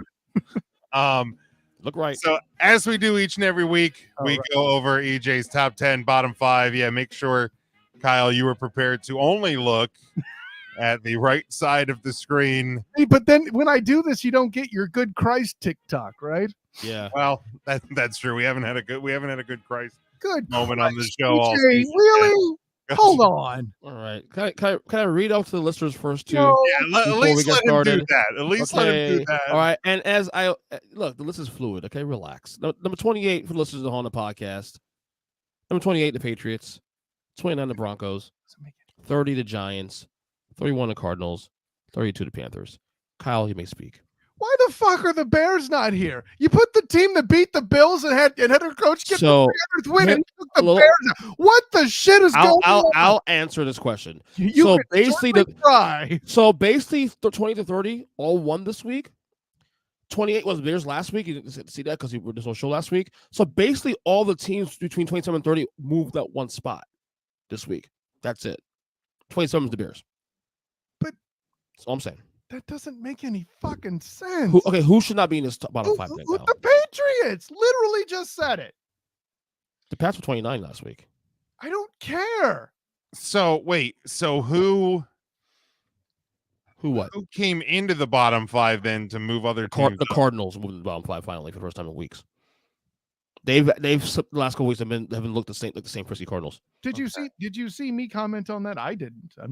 But that's the only change. Because for 2 weeks, I had the same bottom five. Like last week, or week before that, I had the same exact bottom five, no changes. Put the Bears involved in it. Then the teams won. They went one spot. Broncos were 29 last week. The teams won. Notice he says the teams. That momentous victory over the hapless Las Vegas Raiders. Woo! Right. Yeah. I probably just would have moved the Patriots out. Yeah. I the Bears at 28 and move the Patriots out because I think this guy gets it. I think the win over the Bills is better than a win over the Raiders. Fair enough. Fair enough. The rest of the five is good. The Raiders should be in this list, man. It's funny. It's strange because here's the thing. Wait a minute. No. Before you do that, let's say this. We're all pooping on the Bears about having a weaker victory. That is a fair question that the Raiders are not 28 as well. I get it. So here's the kind of the confusion hole. This too. Also, to your point, I don't necessarily disagree with what you're saying there because there were two teams that got consideration for being in the bottom five. Listen. At the bottom five. Listen a second. There were two teams actually we're looking at that feel like bottom five teams. The Raiders is one of those, and so is the Commanders. But the problem, hold on, wait. The problem is though, both teams have 3 wins already. 3 wins already. I don't care. The Raiders lost to the Bears. Are you saying that the Raiders are worse than either the Panthers, Cardinals, Giants, Broncos, or Patriots? Yes. The Raiders are worse than the Giants. Precisely the fuck that. The Raiders are worse than the Giants. I just that. Okay. I go that far, but okay. With Tyrod Taylor at quarterback, he makes a good point, EJ Christian. I mean, dude. I agree that the Giants suck. We're looking at the numbers. Stop it. I think what's clear though is that we have a bottom tier of 7 to maybe 8 teams. Oh, there's a lot of bad teams in this. That's what I'm saying. So it's a race to the bottom is hard to figure out because there's so many bad teams and who you take out of the bottom 5. I mean, that's the Giants and you put in the Raiders. And the team that beat the Bills this week should get the Pats I'll roll with you on. Best win of the week. I'll roll with you on the Pats. You do hear he admitted he fucked it up, Jim. No. I'm at that. Okay, I'm with you on that. I heard it. So, I have Raiders, Bears, Cardinals, Broncos, Panthers as my bottom 5. Raiders again. Raiders what? Raiders, Bears, Cardinals, Broncos, Panthers. He agrees with you on the cards too. That's okay. We'll see. Okay, so don't comment on that. Okay, cool. All right. Mikey says Pats out, Bears or Raiders in. Yeah, and especially, and I think it's a good point of context. Is Raiders with Aiden O'Connell or Brian Hoyer is worse than the Pats, Broncos or Giants. I also want to say the fact that the Raiders played good the week prior with Aiden O'Connell, and then this week went, let's go to Brian Hoyer. That organization is a fucking mess. So it's more than 3 wins on the field that they fell ass backwards into. That whole organization is a train wreck. Fair enough. That's why I absolutely put them in there. By the way, EJ, what is the S in McDaniels for again? Shit. Sucks. It sucks. Correct. I mean, but on your show, you can say shit.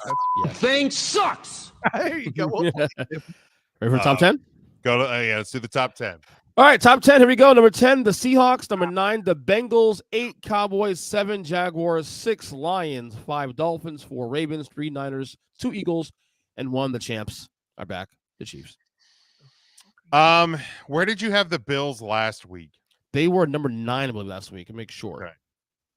Okay. I ain't even mad at the Bills. What you mad about? The Bengals. Yeah, they were number 9 last week. I ain't even mad about the Bengals either. Okay. I'm not even mad about the Seahawks at 10. Your continued disrespect for the Jaguars holds. That makes sense there. You know, even though they came out and won on a Thursday night. Granted, they had a little help at the end. I'll grant you. Foster Moreau, what a drop! That's the most amazing thing since Dandy Don Meredith dropped that touchdown historically for your Cowboys, right, Jim? Anyways, too soon, but I don't think was I alive for that. I don't think I don't think either of us were, frankly. But EJ was, but oh shit, that's just a stray, Jim.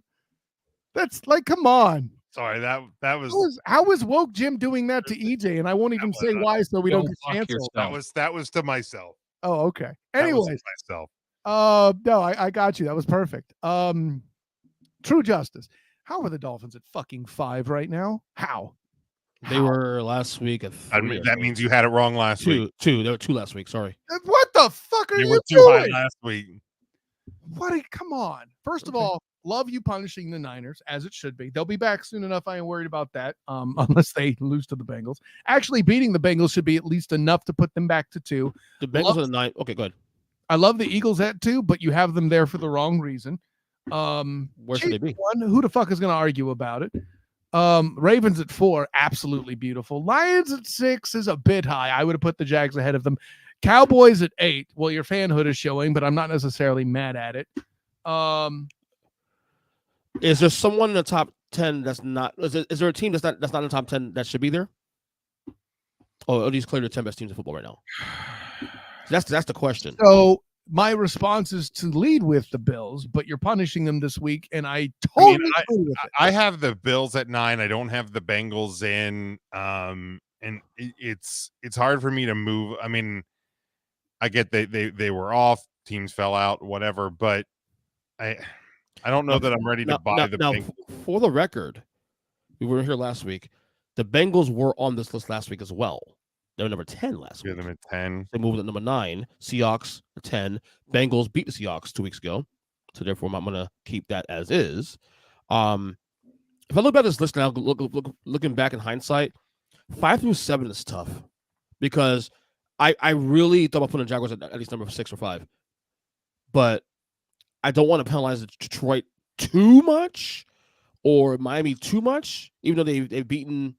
Miami should be punished. Miami should be punished. Well, they were. They're down 3 spots. No. You had that wrong. Punished more, bro. This is just like Notre Dame. We're too high to start with, so your punishment is still not enough of a correction. Like, sorry, Jim. Look at the resume, dude. Like, I get it. I fell for the trap as well, man. When they put up 70 points, I launched them. I did. So did you, EJ, and we weren't mad at it. They got rewarded. What is your top 10, Jim? I have the Eagles at 1. I have the Chiefs at 2. I feel like they're interchangeable, but I'm not going to do 1A or 1B again because I don't want Kyle to yell at me again. Because you deserve it. Damn it. I have the 49ers at 3. I have the Ravens at 4. I have the Lions at 5. I would give the Lions the edge over the Jaguars, who I have at 6. If they played this Sunday, I would pick the Lions. You know, the fact you have the Jags at 6, I'm still okay with it somehow. Yeah. I have the Cowboys at 7, partially. Homer. Also partially because it's who has fallen down. Like the Cowboys were my 9 last week. Okay, so that's you that. Thank you. They got bumped up because the Dolphins I have at 8, the Bills I have at 9, Seahawks I have at 10. Okay. The Dolphins at 8 looks right. I agree with that. Yeah, like I'm looking at that resume, man, and I see a 2-point win over the Chargers. I see a 7-point win over the Patriots. Yes, a 50-point win over the Broncos. I mean, but like who was at 29? The Denver Broncos. Who at 29 is highest they've been in some of the other battles. I still have the Broncos at 31. I don't give a shit that they found a way to win a game. Like, I don't care. That team sucks out loud. They are awful. The only reason they're not 32 is because the Panthers suck more. Okay. I think you're spot on with 9 and 10, though, EJ. I like that you had the Bengals 9. I like that they're ahead of the Seahawks, and the reasons you cited were actually sound. Over and above the fact, I think they're just that much better a team. Because here's the thing. Yeah, the Dolphins. Okay, so the Dolphins lost to the Eagles, who's your 2. That's fine. Their other loss was the Bills. They got more than doubled over by a team that's not even in your top 10 anymore. Buffalo. See, the thing with Buffalo is that much I want to keep my top 10. They've had a bad 3-week stretch, not just 1 week, 3-week stretch. So now they're being penalized for 3 weeks of bad football. You know, right. and then the Dolphins have wins over the Giants and the Panthers. But like, am I safe to assume that the Bills are 11 in yours there, EJ? Yeah, probably. But then again, too, also, and look, they don't like top 10 teams also, but look at the fucking Browns and the Steelers, dude. No, stop it. Stop. I'm just saying. Bills number 11, though. Yes. Stop. If they play next week, you'd pick the fucking Bills. Agreed. Agreed.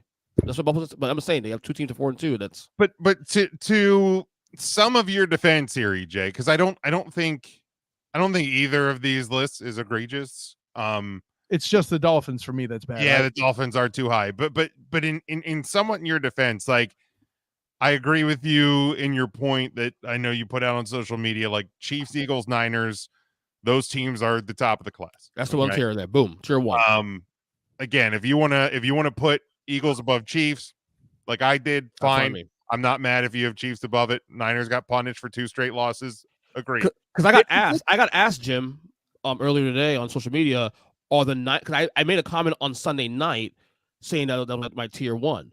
And then the Niners lost last night, and I got asked the same question to the same person this morning, and I said, yes, nothing's changed.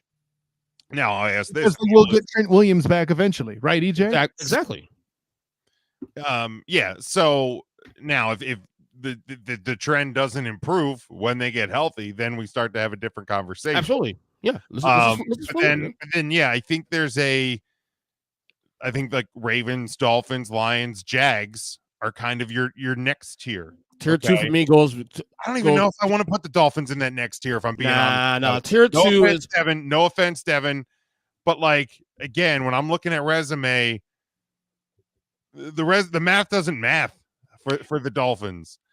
When I hear tier 2, gentlemen, I hear capable of winning the first round of a playoff game. And I think tier 2 goes do that. So they're a low tier 2 for me. I'm not tier mad at them being 2. Tier 2 for me goes 4 through 8. Bengals possibly not tier 2 as well too, but I got to see how they look out of the bye first. A great take. Right. So yeah, the Bengals have some prove it to me work. Quite frankly, the Cowboys do too. Okay. But the Ravens are also on that holding pattern for tier 1 as well too. They're not there yet, but they're right on the holding pattern. They're knocking on the door. Even if you were punitive on the Niners and put them 4th under the Ravens this week, I wouldn't be mad at it. Yeah, I probably wouldn't be mad at it either. But yeah, I think that second tier, Ravens, Dolphins, Lions, Jags, then you start to work into the third tier because I think, yeah, the Cowboys found a way to beat the Chargers, but they very easily could have lost to the Chargers last week. I'll be curious to see what they do coming out of the bye week this week. But there's a lot of things that need to get right on that team, especially offensively. By the way, what'd you think of Trevor Lawrence leading his team in rushing yards with a bum knee there, EJ Christian? I thought he was solid. Yeah, but they're still only 7. Okay, cool.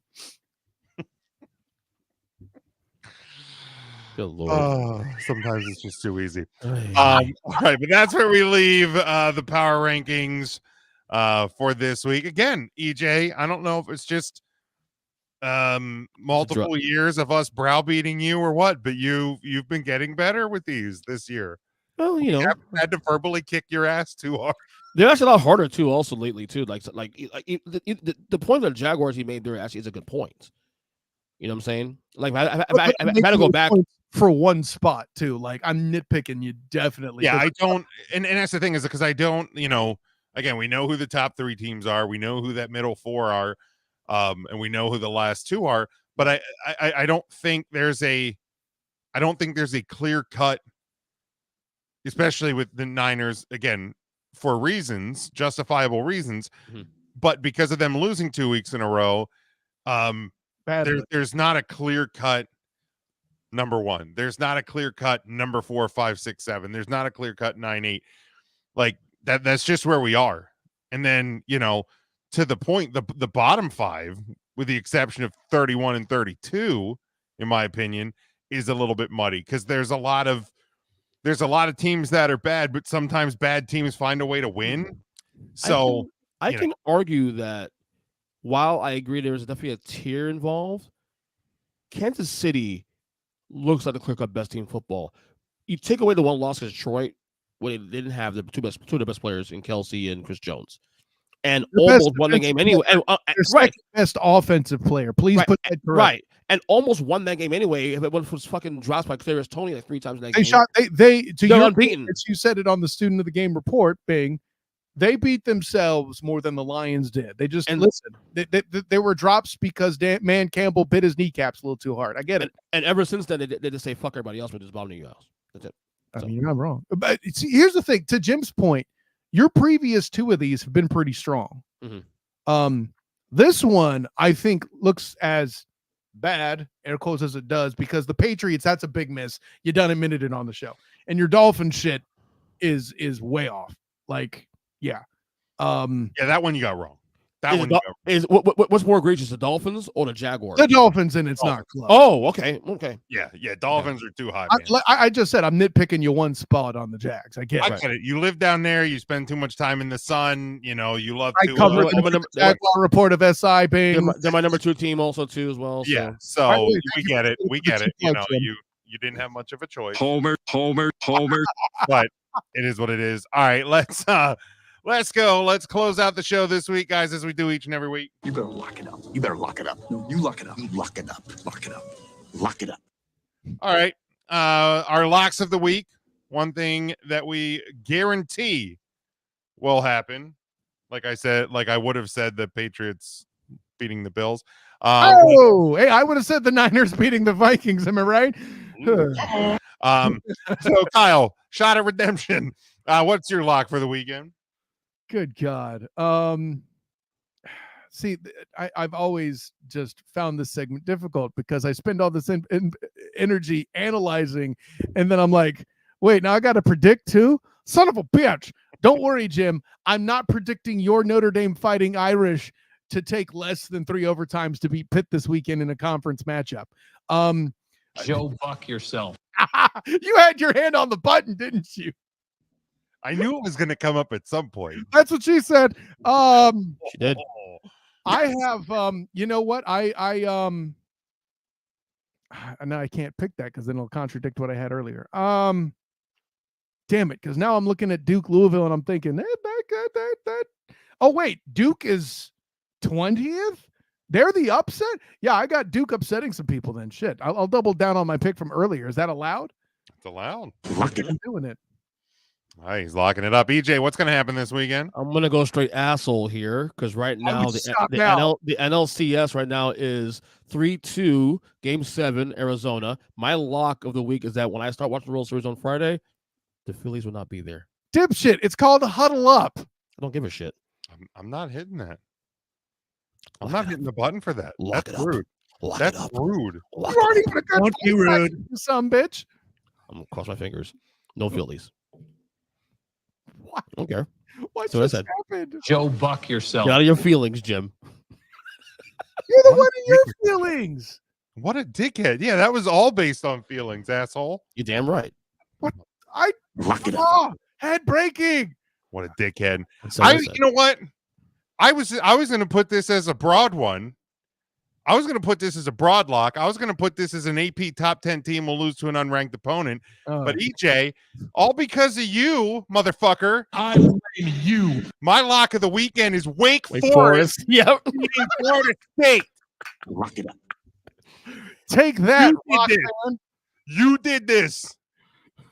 That's your fault. If that shit happens, I will mail you something. Oh, never mind you. That is your fault. You know who you sound like. It didn't have to be that way. I was going to be nice. There's plenty of top 10 teams playing unranked opponents this weekend. I was going to be nice, but you had to go and be an asshole. That's on you. That's what I said. That's Hey, on Jim. you. Jim, you know who you sound like? Who's that? You sound like me after Utah beat USC in the championship. That's on you, motherfucker. I blame you. Well, that's what I said. All right. And on that note, great show. Let's wrap it up for this week. I got to watch the rest of Hope's Dying. Student of the game, Kyle Nash. Plug away. An honor, joy, and privilege, gentlemen. A lot of fun. Thank you to Devin in the comments. Thank you to Mikey Byrne in the comments. Couple weeks away from the mid-season awards. Winter is coming on that. Be ready for that with me or Mikey Byrne. Tell you who it is you should be most excited about for the first half of the football season. Of course, I am Kyle Nash, the student of the game. You can find me on Twitter at the SOTG. Find me on Instagram and Threads at the SOTG. Find me on Facebook as the student of the game. Check out my writings with the Jaguar Report, with the 3-point conversion, and of course, covering UCF football with the Black and Gold Banneret. By the way, check out Night Shift after the game. That would be Homecoming hosting the West Virginia Mountaineers. Hopefully, for UCF fans, that would be the first Big 12 win. Like it should have been over Oklahoma, who EJ thinks shouldn't be punished, but that's cool. I did not say that. Yes, you did. But I understood why. Well, come on. Anyway, it's a joke, buddy. Facts or feelings. It's a joke. It's true. No, but and of course, check out the Student of the Game podcast. It will be at 8:40 tomorrow. It's going to be a bit of a pre-record. You'll hear the Student of the Game report because I will be in the building covering the Orlando Magic hosting the Houston Rockets for A7BN Sports. And then also on Friday at 11, check out the Duval Dive, where me and my guy, Travis Holmes of BigCatCountry.com, talk about the previous and upcoming matchups for the Jacksonville Jaguars. Guys, great show. Jim, glad to be back on the beat, so to speak.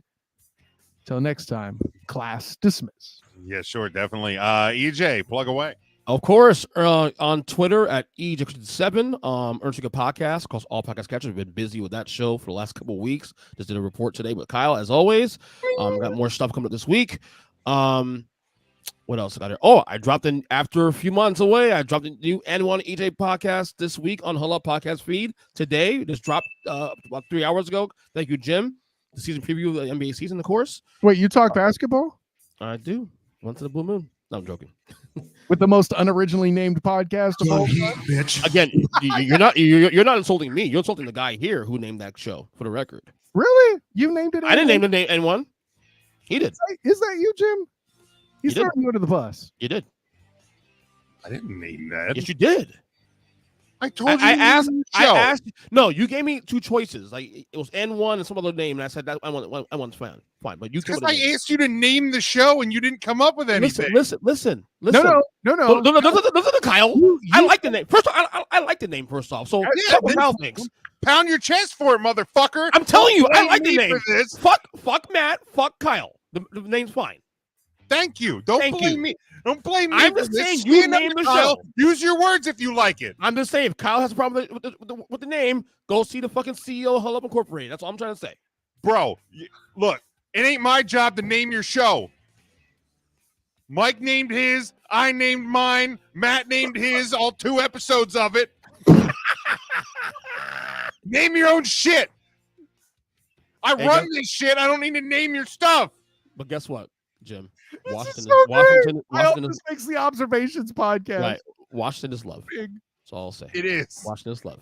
But yeah, check out all those shows, of course. If you like wrestling, I got in my wrestling retro podcast. I've been doing a lot as well too. The wrestling retrospective podcast. Oh yeah, I got a lot going on that one. And other than that, that's about it, man. I'm excited. Great shows always, guys. I'll see you next Tuesday. I love you, buddy. Any upset vibes this week? What's that? Any upset vibes this week, Jim? Yeah, Wake Forest over Florida State. Okay. Yeah. Lock it up. You can follow me at Big Jim Sports. Make sure you're following the show at Huddle Up Podcast, Facebook, Twitter, TikTok. You can get us on YouTube as well.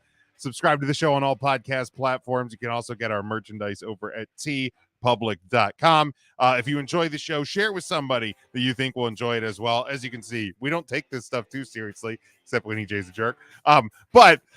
No, we appreciate your support as always. Absolutely love it. I'm glad to be back with these MFers this week.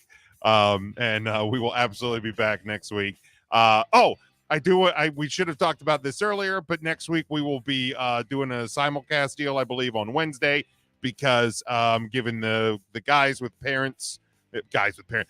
kids off for Halloween trick or treat. So enjoy your Halloween. We will talk to you on Wednesday. You can also catch that on social media, since I forgot to mention earlier in the show. But until next time, stay safe, stay smart, and as always, go for the win.